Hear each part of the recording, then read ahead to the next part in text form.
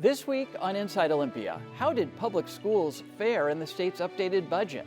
What are the biggest challenges facing school districts? And what will it take to improve student performance? On the program for the full hour, Superintendent of Public Instruction, Chris Reykdal. From the TVW studio, it's Inside Olympia with host Austin Jenkins. Welcome to Inside Olympia. The new updated state budget cuts public education, but majority Democrats are promising future funding from a new income tax on high earners. What are the short-term and long-term implications? Plus, how are school districts managing declining enrollments and addressing gaps in student achievement? We will discuss those issues and much more this hour with the state's top education official.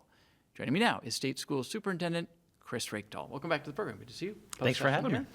Let's start with sort of a big picture as we look across the landscape of nearly 300 school districts in this state.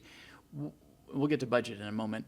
What are the current enrollment trends, and what is the sort of story of those 295 districts? Yeah, I think it's something we've talked a lot about for a long time, and it's finally hit us, which is declining birth rates have caught up to K-12 and higher education, although they can be a little more volatile than us. But we're expecting fewer 5-year-olds for many, many years compared to how many 18-year-olds we graduate. And that's just a trend that's going to be consistent. It isn't that it's every district, but the statewide data is very, very clear. And it's a kind of a national trend as well. So the whole country's watching this happen. Europe actually went through this before us. So it's interesting to see other systems deal with that. And our districts have to plan really conservatively around their enrollments. Some of them are historically assuming growth who aren't, and some of them who thought they were going to be flat have to start predicting less. Does this mean we are entering an era of school districts perhaps going away, schools being closed and consolidating? What is the forecast? It really depends on how much, right? You still have to have scale. And what I mean by that is if you're in a district that has 30 elementary schools and you shrink 3%, well, maybe you can close an elementary school. But in most of our districts, we have 300 of them, they're not all that big. And so you can't get rid of a whole elementary or combine 2 middle schools because they wouldn't all fit in the other one. So some districts are going to make this hard choice just because they're good fiduciaries of the money. I don't see big district consolidations, but we're always encouraging districts, where can you find savings? So 2 neighboring districts can share facilities, they can share purchasing, they can do a lot, and we do that regionally right now. So you're going to see them get really creative, but in some districts, they're not going to have a choice but to finally let go of some physical assets. I want to ask you about something that caught my eye, a headline, something I had not seen, at least in recent history, and that was that your office, OSPI, petitioned to dissolve a small district in Walla Walla County, the Prescott District, and then withdrew that petition after they essentially, it sounds like, rallied as a community and raised $1 million to hang on for a little while longer. What is going on in Prescott, and is this a one-off or some sort of canary in the coal mine? I think it's a risk message to lots of small districts who are on the edge financially. The reason they were so unique is they kind of had the perfect storm of some declining enrollments and loss of budget. The prior leadership did not make good decisions financially. And so we have a law that allows us to go in as the state and say, these are the conditions to maintain your existence. Otherwise, we're going to find a more efficient model. And we laid those out very, very clearly. And to the credit of the Prescott community, they passed their levy overwhelmingly. They sold an asset that they needed to sell. They got a commitment, from their community in terms of their contracts. They got the legislature to help them a little bit. So they did rally, which was pretty cool. But we can't keep doing these sort of one-off. We keep trying to tell the legislature, if you won't fund at least the inflationary costs in districts, while some of them see an enrollment decline, there's going to be more Prescotts in the future. Had you ever petitioned to dissolve a district in your tenure? No. The last time this happened was in Southwest Washington. 2 districts were merged together, so it's happened in our state's history. But we're prepared to do that to make sure that the taxpayers and the students are served first and foremost. And that doesn't change, right? Students are always going to get access to basic ed. But sometimes a district that doesn't perhaps need to exist can find a more efficient model with a neighbor. Let's transition to the budget. Lawmakers have gone home. They passed a supplemental budget. It got a lot of attention this year because they were looking to cut again and rebalance that budget, and also because majority Democrats passed this tax on people, income tax on people making more than $1 million a year, which is likely to be challenged at the ballot, likely to be challenged in court, but if it survived those, could start spinning off hundreds of billions, billions of dollars, potentially some of that being earmarked for public schools in the longer term. Governor Ferguson called the budget responsible. One Republican called it a ticking fiscal time bomb. What word or phrase would you use as the state school superintendent to describe this supplemental budget? Well, the supplemental budget was painful, is the word I would use, because the legislature has legal obligation to balance our budget. We're not the federal government. We don't sell debt and incur debt to keep some ridiculous spending model going. They have to balance with their cash flow. So they had to make cuts now because they can't count on future revenue. They can't assume it's going to pass the courts and get through voters. They have to be prudent about that. And so, a huge congrats to the majority Democrats who have made this a priority, this more equitable taxing model, which is great, but it didn't solve short-term issues, and they knew that. There's some intent commitments long-term, but I'd say it was a painful budget for education, higher ed, and a lot of other areas. And I guess the way I keep phrasing it for folks is you've got now, call it an $80 billion, budget between capital and operating and transportation in the state. And basic inflation on that's going to drive $2.5 billion of growth every year just to keep up with inflation at modest levels. So while everyone's going to have a big conversation around taxation, it isn't particularly huge revenue. It's $4 billion maybe down the road, $8 billion a biennium on a $80+ billion budget. So it's important for tax fairness. It isn't the solution long term. So just to be clear, what you're saying is that's what this tax, if it survives these challenges, would start netting, and you support it. I You're do. a former state legislator on the Democratic side, now the long-term state school superintendent. As you noted, they've sort of pledged this money, but it's not written in stone anywhere. So you wouldn't say no to it, but you don't see the so-called millionaire's tax as a long-term solution to public school funding. It's part of it. It's part of the solution for sure. But you probably cannot pull this off with just new revenue if basic ed, by the Supreme Court requirements and by all the statutes they've written, requires a certain level of investment, a certain level of growth on inflation. And then the legislature is supposed to periodically review these policies just to make sure that they make sense. And that's going to take some of the new revenue for sure and a commitment to fund inflation along the way. And healthcare is going fast. You got to take care of our state employees. They do an amazing job, and they need to continue to keep up with inflation. The litigation costs, like when you think about the cost drivers of state government, they're probably not too outsized compared to the private sector, but they're big enough that a single income tax proposal is not going to solve everybody's problems. Healthcare doesn't get solved, education, higher ed. We're going to also have to keep looking at spending cuts and even thinking about more progressive revenue, I think, in the long term. But this is going to play out for Would a that couple be years. extending the income tax to all?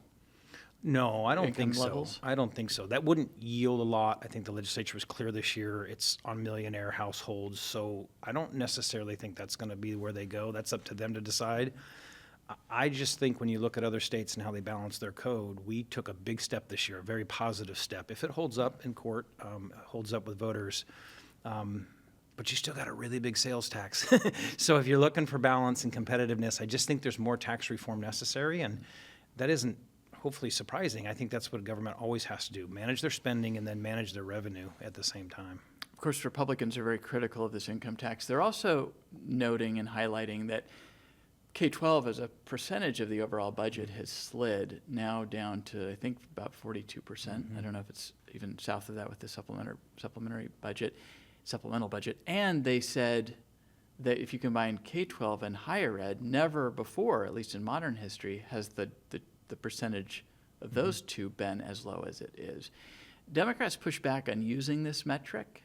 They say, the budget's growing, investments in education have grown, it's not the right metric, but from where you sit, how are you viewing this slide as a percentage of the state budget? We've used the metric in my office just to highlight the relative competition, if you will, and priorities. And it's awful to say it that way, but folks who need mental health supports and folks who are low income who need access to health care food assistance, those things are growing much, much faster than K-12. So it's a relative conversation. It doesn't mean K-12 and higher ed haven't got more money, but it's definitely sliding as a share of the budget. And what I really lean into, Austin, is, but are we keeping up at least with inflation? So is our funding per student, when we adjust it for inflation, keeping up? And that's what's negative over the last 7 years. That has me even more concerned than our share of the budget. If the state ran into a windfall tomorrow of $10 billion and wanted to suddenly address housing, that'd be a great thing. K-12 doesn't have to keep growing just because they want to solve housing, but are we losing the ability to support kids? And I think this supplemental did some damage to that. And I think long term, if they don't keep up with basic ed's legal obligations and inflation, you're going to see more service reductions and more districts in risk. The dollar amount cut to public education in the supplemental budget is about $80 million, and I think you said over the biennium it's more like 100. It's double that essentially. Yeah, a little more double, yeah. Okay, but it's built on top of cuts that were made in the base budget last year, and so I'd like to get a sense of, for instance, the Washington Association of School Administrators said that legislators failed, gave them essentially a failing grade to address cost pressures that school districts face, and that includes special education, transportation, and material supplies and operation costs. There was also this $27 million cut to the transition to kindergarten program. You had requested funds to support math learning in K through 8. Did you get those? Nope. Nope. Okay. So, failing grade from WASA, what's your grade when you think about the base budget and then these supplemental cuts and the priorities that you had as well as sort of the bigger picture? I'll go C-, just because I've been a legislator and I know the cost pressures out there. What we always should separate is, did they fund the stuff to keep the trains going? And for the most part, they did. So when we say there was a cut of $80 million, it's what we call policy level things. It's things that are really good for students and educators that the legislature didn't think they could afford anymore. Obviously, I disagree with that, but I respect their decision. What you don't see behind the scenes, though, is hundreds of millions of dollars they put into education to keep school employees with their health care, to make sure that they get cost of living adjustments. They didn't, add salary, but they at least try to keep that stuff whole. So we call that the maintenance level part of the budget, and it still grows a lot every year. So I'm careful to say they cut education funding, because they didn't cut it. We grew, but we didn't grow as much as inflation was necessary, and there were really key programs for kids that got cut this year. So I go C-, would be a lot worse under different leadership. Could have been a lot better if the biggest priority was public ed. It's pretty obvious these days that education competes kind of square to square with human services. And while I grew up on public assistance and needed those things and believe they're valuable, that balance seems to be getting a little out of order here. If you don't focus on supporting young people, you will forever be taking care of people in crisis.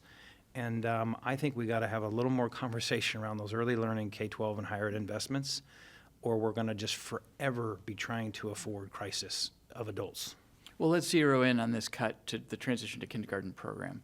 What are the real world effects of a $27 million cut? And maybe help us understand what this program is. Yeah, so think about this as 7,500 kids across the state getting access to early kindergarten. They're 4-year-olds, but they need a little extra help to be successful as 5-year-olds in traditional kindergarten. The enrollments there, like I said, about 7,500. They're cutting that by more than 2,000 enrollments. That's what $27 million is here. So 2,000 families won't have an option next year. Now these kids this year are all going to go to kindergarten as 5-year-olds, but there's a new cohort of 4-year-olds that need help, and that won't be as there won't be as many opportunities for them. So we still have these early childhood ed programs that serve really low-income families. We have a little bit of federal money in Head Start, but this was a way to get kids more academically successful through play. Still, it's a lot of play, but boy, we ran the data, and transitional kindergarten is by far the most successful early learning intervention to get kids ready. So it's the kind of thing that by law isn't basic ed because it's not K, right? It's below K, but it's also not the right place to cut. Like if you were really thinking 20, 30 years out, where would we put our money?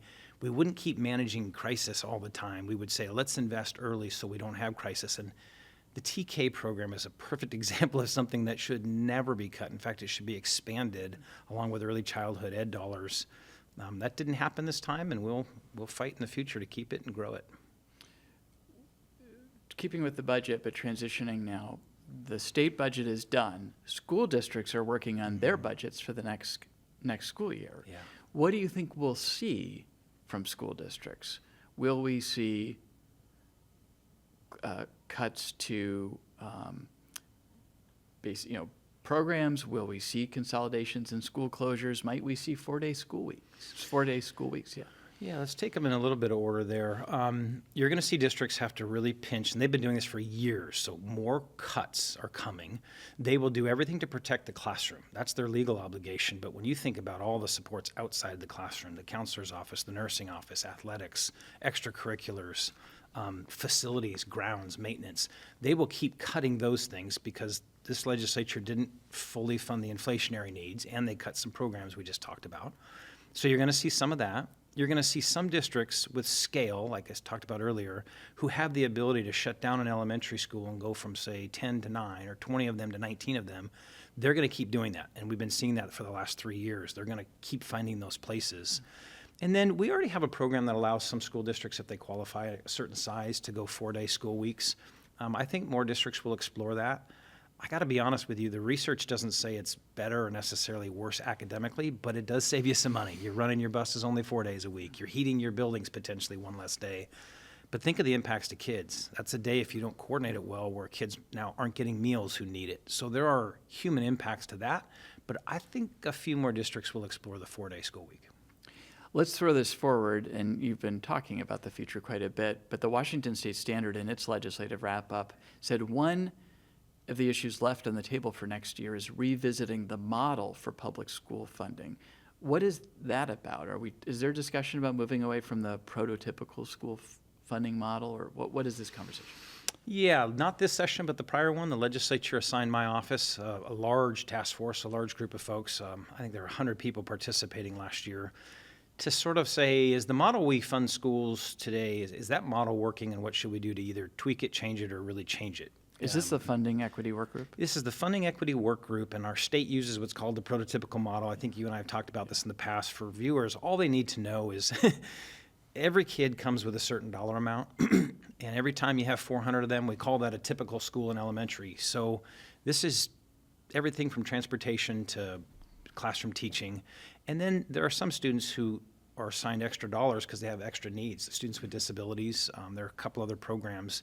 So it's actually pretty straightforward. It's not that different than what other states do, but people are kind of in love with this idea of, let's just create a certain dollar amount per kid and give it to everybody, and that'll be simple. But that's not how politics works. So I have to be honest with you, like, we've written this, we could do this, but the first time the legislature wants to add nurses, or they want to add math, or they want to add science, they're not just going to add a bunch of money to a heap and say good luck. They're going to do it programmatically.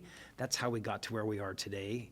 Decades and decades of the legislature incrementally adding things that are good ideas, and that's why we have this sort of layered approach to the way we fund.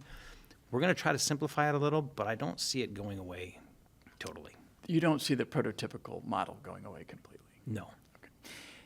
The biggest criticism I hear is that, and to your point, funding for education has increased. In fact, this Republican states increased by 54% since the 2017-19 biennium. The biggest criticism I hear is we've put all this money into schools since the McCleary decision. Most of it has gone to increase salaries, and that we have not seen a corresponding improvement in student outcomes or graduation rates. And in fact, we've seen, in some cases, declines. That's the indictment, if you will, of critics of the K-12 system. More money, where are those results? What would you say to those critics? And when you look at the data, it seems to be supported by that criticism. Well, I wouldn't agree with that. Graduation rates have gone up consistently. They're very flat now, as they are in all states, but we're talking 85, 86, 87%. So we're getting to that key level. Test scores have improved consistently since the pandemic. They certainly took a hit during the pandemic around the United States. And this is the thing I wish we would have more conversation on. I got looking the other day at subscription prices for newspapers, an industry you're very familiar with. They're up about 150, 160% over the last 15 years. Are we smarter? Is the news better? Do we think it's more fair? Are we more informed? And it's not a criticism of them. It's that most of the time you raise resources to pay for costs. So our teachers and our paraeducators and bus drivers, they deserve every dime they get.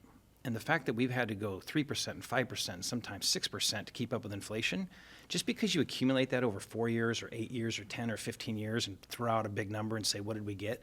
Nobody else talks like that. Nobody else talks like that. Human services have grown faster than education. Is the foster care system better? I think it is improving, but we are asked to produce data at a level that is unbelievable, and I'm proud of us for doing that. No other industry has to test their customers every single year in multiple subjects. And of course, what it tells you is as we grow more in poverty, we have more families in distress, those test scores are stubbornly flat. They're improving for the last 4 years, but they're very, very stubbornly flat. So I kind of reject the idea that just because you add $1, you have to have one incremental increase. If there was significant dollars beyond inflation and paying the hole that the legislature was in, then let's talk about that, because we could reprogram learning in a lot of ways. But they've merely added enough money to keep us from falling apart. And in this year, we saw cuts. Even with a 54% increase since the 2017-19 biennium. Well, that's a decade of time, and that's compounding. It's about 4% a year, 4.2% a year over that period of time compounded. The private sector had that kind of gain. Legislator salaries grew that much. The newspaper industry grew by more than that. So I just don't like the idea of picking 10 years worth of accumulation and saying, where are the results? I'll show you the results. Take away that money, and I'll show you fewer graduations, more kids struggling, and more distress. What would have happened without the investments is one of the key questions. There does, though, seem to be burbling just beneath the surface, and louder in some places than others, a frustration about how well our public schools are maybe funded, but performing. I saw a woman on television in Spokane this weekend who said it feels like the education system has been highly degraded. The Atlantic magazine has a headline this week that says America is sliding toward illiteracy. Declining standards and low expectations are destroying American education. The article says by some measures, American students have regressed to a level not seen in 25 years or more. There are voices who say we're in crisis here, and they're saying it doesn't just go back to COVID; it goes back even before that. The United States tests their 15-year-olds every couple of years, along with the rest of the world. It's called the PISA exam. We're 6th in the world in literacy in the United States, one of the highest scores we've ever had. So 2 things can be true. We're one of the most successful education countries and one of the most successful education states in the world, and overall scores can go down. So relative to our peers, the United States does very well in literacy, not as well in math. We have work to do in math for sure. But since 2013, scores around the world have declined, around the world. So we ask ourselves 2 questions all the time. Hey, is everyone just not as good as they used to be? Or are students learning in a way that both our instruction and our tests don't measure? And I think it's a combination of both. Screen time is real. The impact of high poverty is real. We're growing more poverty in this country right now. And we got to be more dynamic. Kids can get information anywhere. So if we tested information gathering, we'd have the best scores in the world. But we're still doing things like reading comprehension, which is important. Read a long text passage.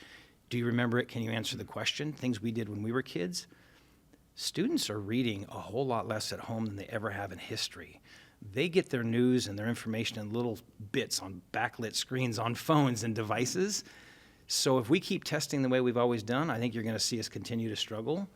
So we both have to raise literacy for students and say, what are they learning, though, that we're not testing that are critical skills in the future? And all that creativity, all that design, all those digital skills, none of that is assessed right now. That's an honest conversation the globe is having. China's having it. South Korea's having it. Germany's having it. We're having it. All of their scores are down over the last 13 years, and everyone's saying, what do we do about this? So is it an argument for a different kind of assessment? Both. It's an argument for leaning into learning that's the next 30 years, not the past 30 years. And it's an argument for then how do you assess that? How do you assess kids who have so much information they're processing, but they may not go into the same depth that we did when we were kids? The stats I have, and I know the last time you were on, we were talking about the assessment results, but nearly 50% of students are at grade level for English, meaning about half are not, nearly 60% for math.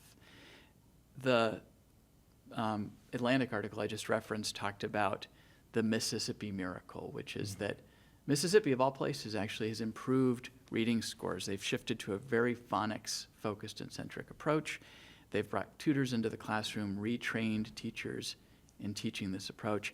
And the Atlantic article says, progressives don't like to acknowledge this, but some of the greatest progress we're seeing in American education right now is in red states, and that there seems to be a resistance in blue states. Respond to that.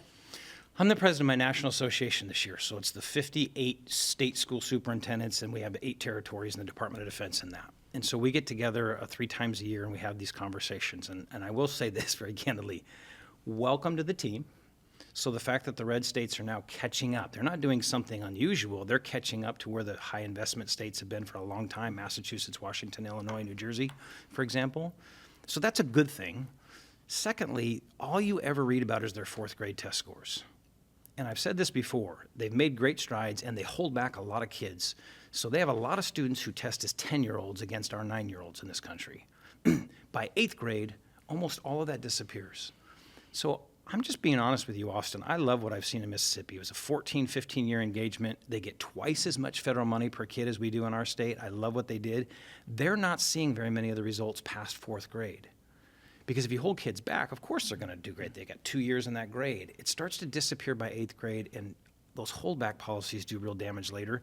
So it is not a consensus that the red states are outperforming. They're finally doing structured literacy, which we've been doing for a long time, so it's great that they've caught up a little bit. We're also not seeing their gains after 4th grade. Let's talk in 4 or 5 years, and if we start seeing their 8th grade scores knock it out of the park, great. I do see some things in Tennessee, though, for example, in math that look very, very hopeful. I see some math achievement that we all have to get better at. But this literacy conversation, there is no Mississippi miracle. There's massive infusion of federal dollars, mostly paid for by blue states to red states, 4th grade progress, but not 8th grade progress. So before we go to break, and just one other thing the Atlantic article said was that, we had No Child Left Behind under President Bush. There was sort of a shift back to letting states manage the accountability piece some years ago. Some criticism about whether states have taken that on robustly. But given that nobody is satisfied with half of students not at grade level for English, for instance, and the math score is not much better, what if there was a Marshall Plan to intervene and to move quickly? Because every year a kid gets older is like 10 years in our lives, right? What could be done to say this is not acceptable, we need to close this gap, and we need to do it quickly? What would it take? First, we have to have more honest conversations on achievement. It's not 50% of kids who aren't at grade level. It's 50% of kids who at any given grade are not ready to go to a university without additional help. But grade level means something different. The kid who's ready to go to the military is ready. The kid who's going straight to the work. The kid who's going to the community or technical college. So it's more like 70% of kids ready in literacy. But yeah, it's more like 60 or 50% in math. So math is a big challenge for us. The plan would be an overwhelming expectation of families, because the research says 2/3 of student achievement is a function of kids and families, not the school at all. So we can't keep saying, throw a different system at them, throw a different system at them. If families aren't prepared, they don't have financial security, they don't have health, they don't have access to food, there's chemical dependency in the family.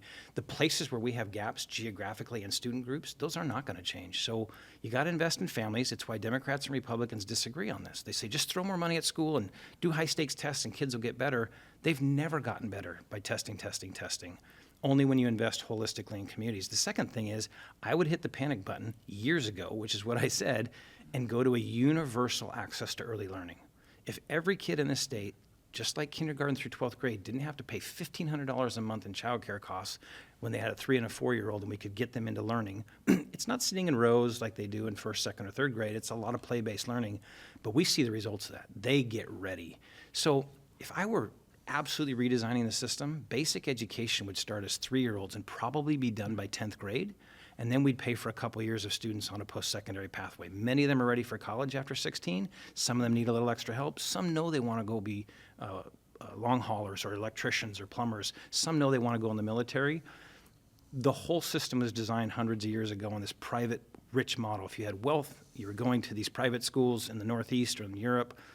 We took you to age 18 or 20. That's got to change. Go earlier based on the brain science, and then give kids more options in high school.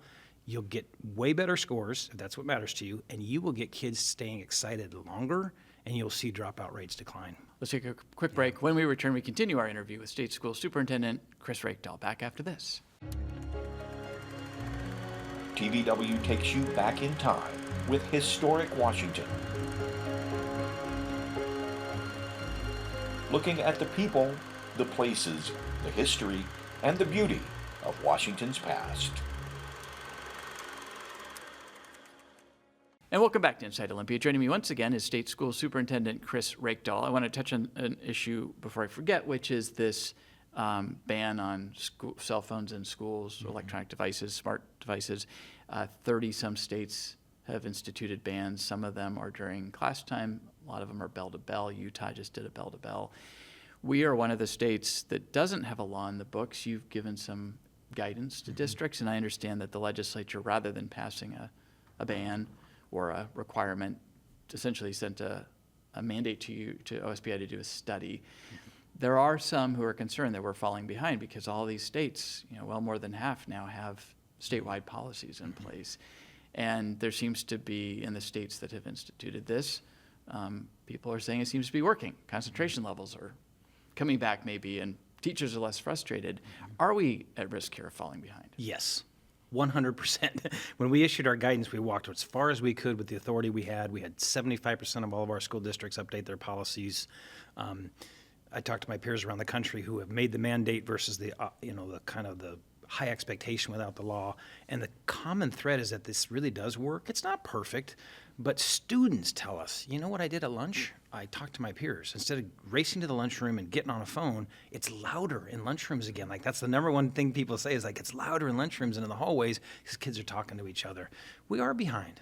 We are behind, and this state has to take more risk when the research is clear. Even if we have to kind of come back and revisit it, it's time to have a statewide policy that says bell to bell, we're not going to have phones on. And if the legislature wants a little flexibility, they can offer some to local districts. But you can't have two neighboring districts with totally different policies and not see the difference. It's so clear in the research, and I think it's a heck of a statement to the industry, too. You better start getting better regulation in your devices because we're going to take things into our own hands if you don't do it. In some ways, the devices are pretty predatory. And schools, once again, are being asked to go solve a private industry problem. But when they go home, the research says they're still going to be on their phones for 4, 5, or 6 hours. So we need to do this in schools, and we need industry to step up and help out. So do you view this study that the legislature sent you as kind of kicking the can, or is there going to be something productive about studying this and looking at the research? It's been so studied. I am so done with studies. I think it's a bit redundant now. Well, we get a lot of these because when you don't have resources, you study it more, and it's a good thing. I mean, you want folks to come up to speed, but we don't need studies to see how clear the research is. We need courage. We're a local say that again? We need courage to do hard things that are unpopular sometimes. And our lawmakers just demonstrated that with tax reform. They've done it with marriage equality. They've done it in incredible ways. And in education, I need them to listen to the experts in their state agency and their teachers and their administrators and the researchers and lean into things that are obvious. You don't cut early literacy programs. You do get rid of phones in schools. You really do push on kids to attend every day. We've got folks who don't actually think those are good ideas, and that's getting ridiculous. Would the districts push back if the state told them, or are they looking for some stronger guidance? They want consistency. So if that's the framework, they just want to know what the framework is. But when you say, hey, do your best and we'll see what happens, they're left to their own community, and some lean into it and some don't. What I hear more than anything is, even if you left it up to school districts, require something at the district level, because you can't have it be one classroom to another. Students get whipsawed, and then it's not effective at all. Let me go back to kind of this education reform, and reform's a loaded word, of course, but line of questioning. I know people who are conservative, liberal, religious, not religious, who send their kids to non-public schools, private, parochial, or in some cases to public charter schools. New York and Washington, D.C. have robust public charter school programs. I believe we have 16 in this state to date. As part of this matrix and this future that you envision for what public schools could be, the innovation you'd like to see, why not embrace, and I know you're opposed to vouchers, which is something that has kind of caught fire in Republican-led states. So we'll take that off the table. This is Washington State, it's a blue state. Let's take that off the table for a moment. But why not embrace and really push for a more robust public charter school program in this state? Well, first of all, it's the legislature's call. So if they ever open that door up again, we'll follow the laws we have. We But try you to could be a support voice them. I that could be a could lead voice, them on this. and I won't be a voice. And here's why. The research doesn't say they're better. There's certainly good charters out there, and there are really good public schools. There are charters that struggle. In fact, I think 20% of them in the state started and failed already. And people sometimes celebrate that. See, that's the market working. Well, not really if you were the kid that was there for kindergarten, first and second grade, and then got moved out. So they don't scale well. We just talked about some of our school districts having to either sort of merge or get efficient. If your numbers aren't there, you're spreading administrative costs over very few kids. They're not efficient at all. There are big charter networks in New York that have found the efficiency, but then the data says some are good, some are bad. So here's the bottom line for me. No one can prove the case that on balance they outperform. There are good ones and bad ones, just like public schools are performing. What I do know is there's no local school board. What I do know is that community doesn't have a sense of ownership, and they can't go levy for their own interest in athletics or extracurriculars. They often struggle to pay the basics, and so they don't put on the extras, and some of that keeps kids in school. So I'm not convinced the model's better, so I wouldn't advocate for it. It clearly dilutes when students leave the public schools, and eventually districts have to close buildings. So would you rather have 300 school districts struggling or 400 school districts that are even smaller struggling? I think there's probably a better conversation for merging in this state than there is breaking it up into more micro schools, especially when they're not run by people accountable to the public.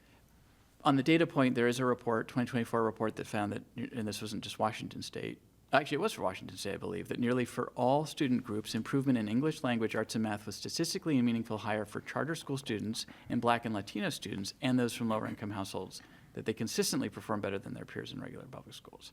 That's one. Selection bias. We've said this over and over again. If you say to folks there's a school opening up next door and it promises these things, the 10 families that pull their kids out, those are very invested families, and they are doing great. But when you put the income and the demographics and the financial means of most of those kids up against the same demographic in public school, you don't see a difference. It's the same argument with private schools. Private schools are great. They do a great job. You put the wealth of typical private schools up against the wealthiest kids in public schools, you don't see very much difference. So we're not actually measuring performance of the school, we're measuring their demographic differences in many cases. What about, though, choice and competition? Couldn't this, I mean, you've described sort of where you see the negative externalities of this, but wouldn't some additional competition into this marketplace potentially be a good thing?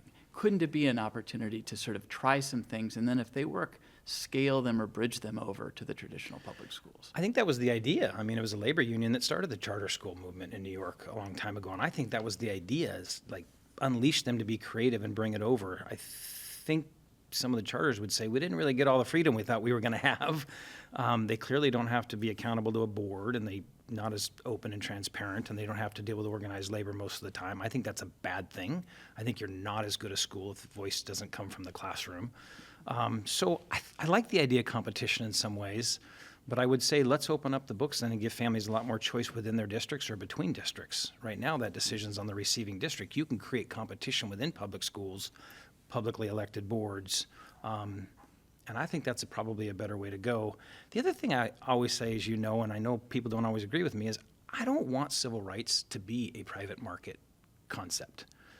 I want choices when I buy a video game or go grocery shopping, right? When it comes to civil rights protection, I don't want that in the hands of a place that's going to make profit or lease from a group that makes profit or shut down on a moment's notice when they're not making enough money, and that's what we see. So Even in the public charter school model, though? Yeah, because we've seen 20% of them close down. So whatever, maybe it's that the rigor wasn't there to actually start them in the first place. Maybe it's the process. But I want my civil rights, whether it's education or access to the courts or clean air or clean water, I want that run in the public sector so that public dollars stay in the public to elected officials. And if there's problems, get rid of the elected officials. Well, let's move on. It's fascinating. It would be an interesting debate to have. I'm sure you've had it, but let's get you on a stage, and I'm sure that there could be a fiery debate from people with different perspectives on this, because it's philosophical too, obviously. It is. This is a somewhat self-interested question because I have kids in high school, and I usually sneak one of these in Yeah. per interview with you. I'm really curious how Running Start is affecting high school. My sense is that, and I put the word hollowing out in here, but like junior and senior classes are just getting, abandoned by kids going into this Running Start opportunity to get college credits to the community college. My daughter, who is a freshman, said that the principal came and talked to the freshmen recently and tried to make the case for them. Obviously, they've got a couple of years to make the decision to stay in the high school, and was selling the idea that there's going to be more college in the classroom opportunities for them by the time they get to be juniors. But I just can't help but wonder what's going on here. That is this oversubscribed? And I know there's a whole budgetary side of this too, but is it too much of a good thing? Are we hurting our public high schools by so many kids availing themselves of this? And is it working for them? I mean, we've got to make this decision for our own kid. Is it they like the freedom, but is it a good thing for them? You've uncovered all of the issues for 25 years that have been permeating this space. Now, ironically, that was a long question. Well, it is, but it's a good question. So it's actually competition, right? I mean, I say competition in the public sector between your public K-12 schools and so we've just your found where the colleges. competition is. And these high schoolers are voting with their feet, like in masses. It's opportunity, and there's downside to it. So what your high schools will say is it hollows out our students and it makes us less efficient because we lose the enrollments and the dollars. Some of them say this. Some of them say they go to the college, they're treated like college students, which is great, but when they struggle, that's on the kid, and there is no conversation back with the school counselor or the parents. They say, hey, we don't call parents, this is college. So they don't get the supports necessarily that they need. On the other hand, there are a lot of students who are just done with high school. And even though we offer advanced placement courses, college in the high school, like districts, K-12 districts are trying to offer more opportunities. Some students just say, I just don't want to be here. I'm going to thrive better in that other environment, or they're working and they can get their credits done in fewer hours. So classic example of where competition within the public sector is creating choices, and there's some good to it and some real downside to it. And that never ends. For 25 years, I started as a high school social studies teacher, and there was already controversy because in my high school, the college was next door. They literally walked across a hallway.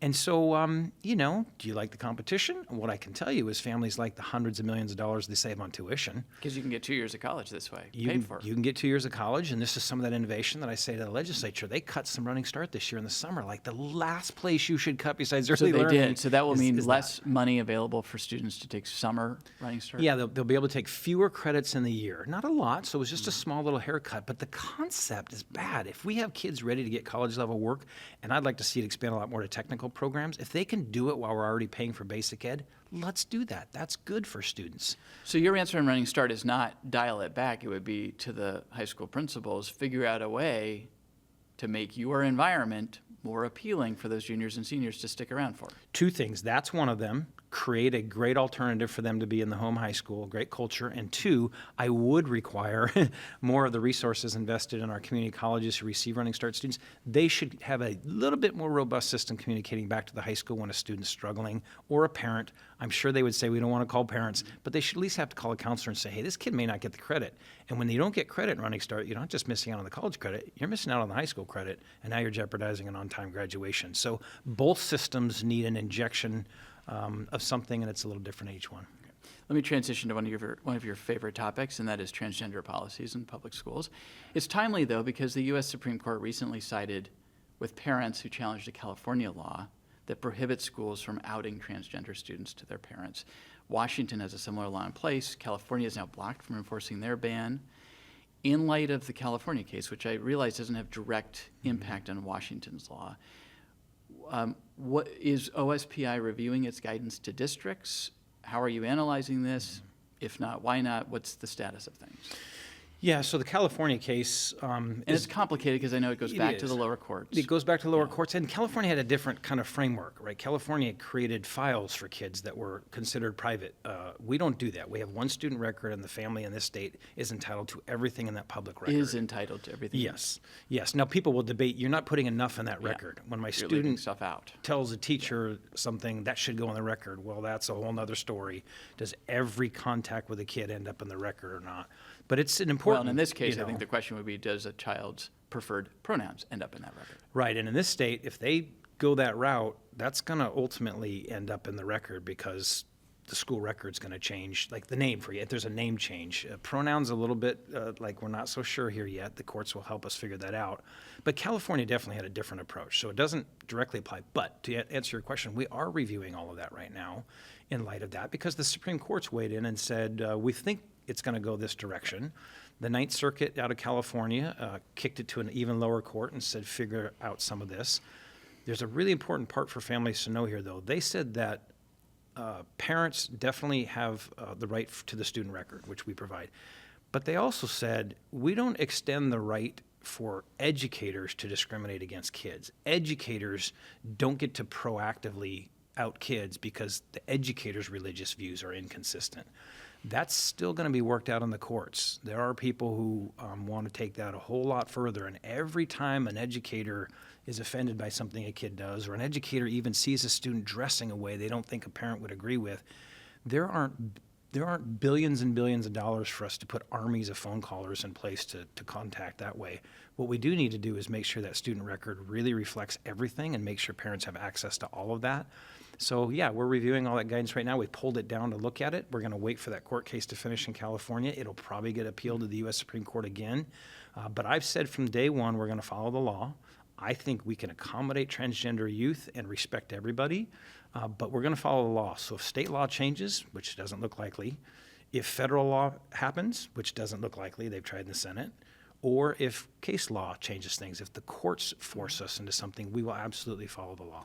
My understanding is that current Washington state law states that, and that this is the guidance, and correct me if I'm wrong about this, that the guidance to districts is to comport with the law, that you need to proactively ask the students what their preferred pronouns are, and then honor that request, and not turn around and then go tell the parents.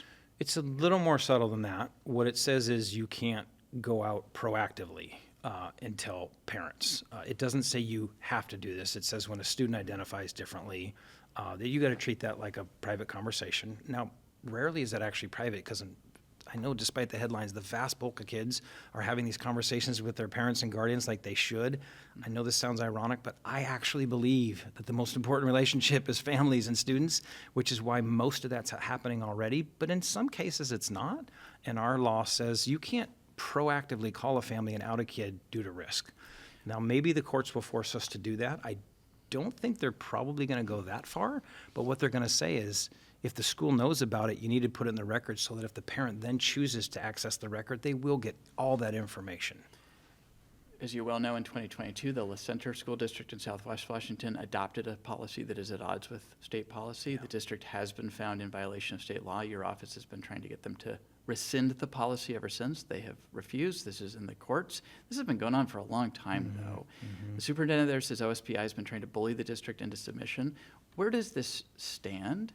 And to be clear, I heard from the superintendent after the last time we talked. Yeah. You know, there's a lot of tension here. Yeah. But this is also unresolved for a number of years.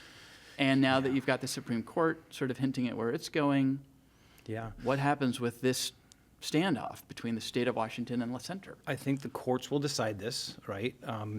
Bowling's an interesting word. My authority is to take resources if things are totally in violation of law. We have not done that. We've said to them, this is the law in the state of Washington. The federal government hasn't changed the law, the state hasn't changed the law, and the court hasn't ultimately decided, so please follow state law.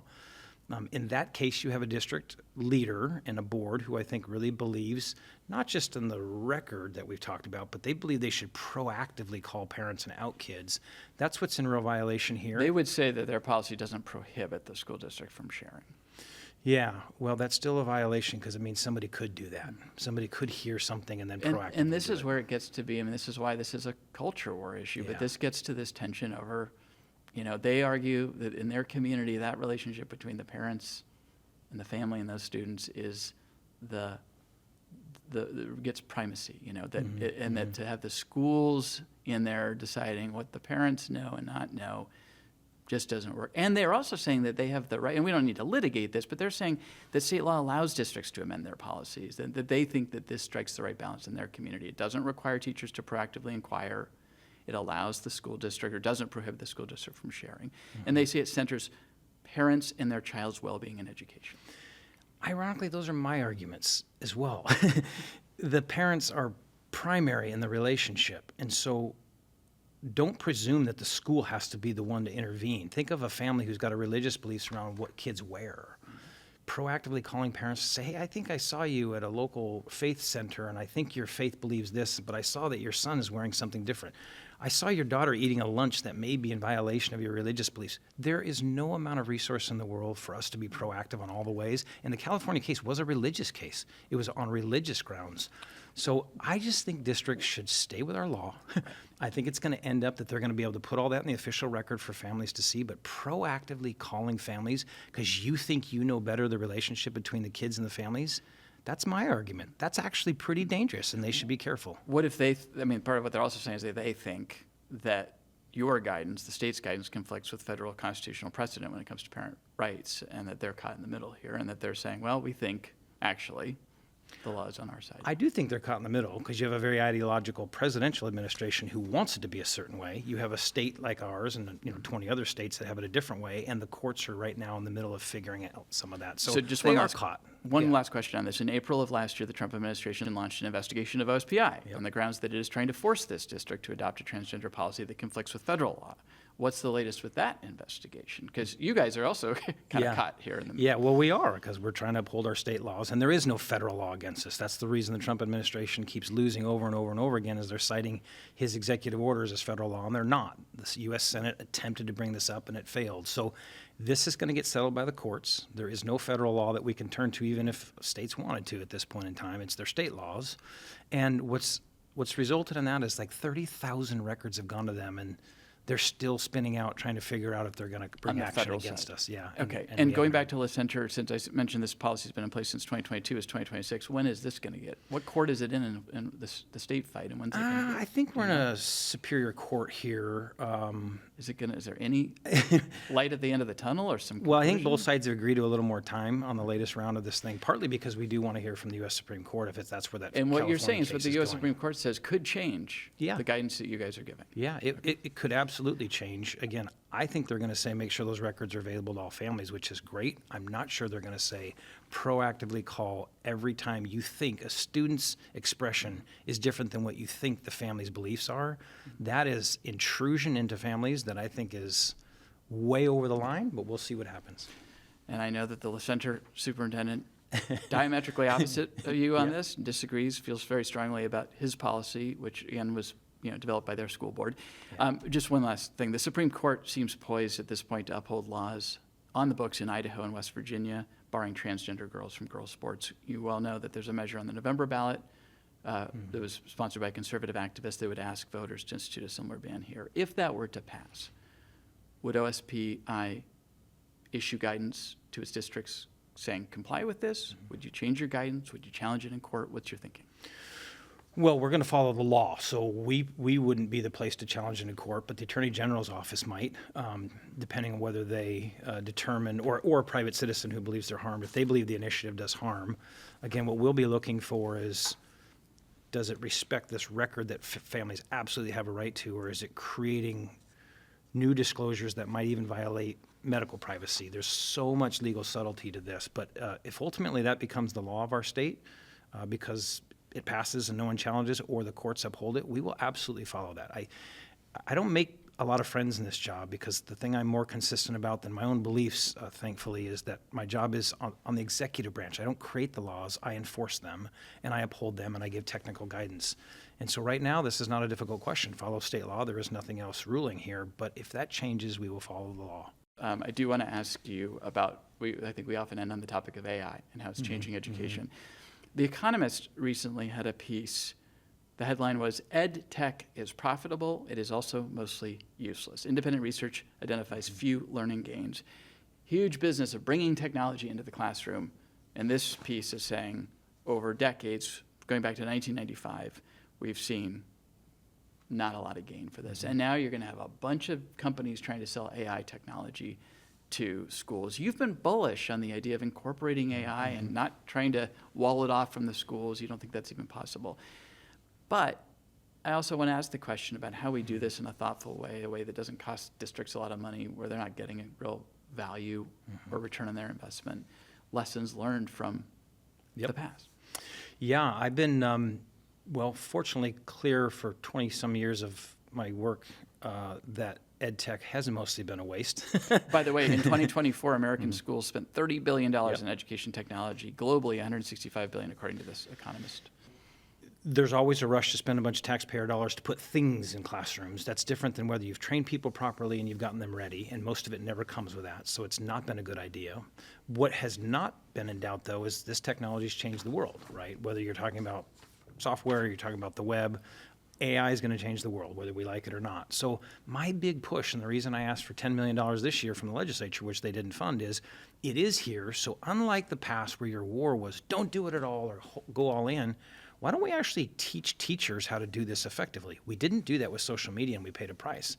So as long as kids and families and adults are using AI everywhere in their lives now, whether they know it or not, let's have a first generation of kids that are taught, how does this AI work? How is it manipulated? What are the risks to it? Let's lean into the teaching of it.